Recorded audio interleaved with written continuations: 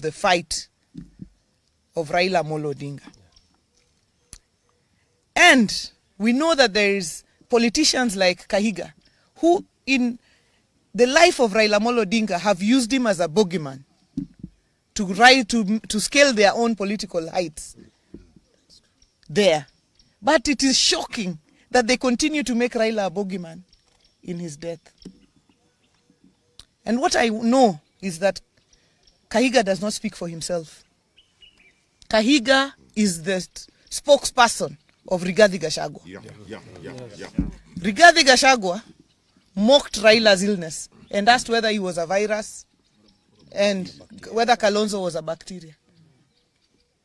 To date, Rigathi Gachagua is yet to mourn Raila Odinga.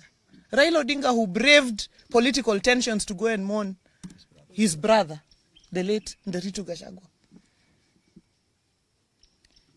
And therefore, we note now that anyone who associates with Gachagua and his ilk, like Kahiga, cannot be our friend. The line is drawn. Yes. Any person who associates with Gachagua, Kahiga, they cannot be our friends. Yes. Whether they are in our party or outside our party. Yes. Kahiga has drawn the line. Yes. To mock, he has crossed the Rubicon. We have crossed that line now.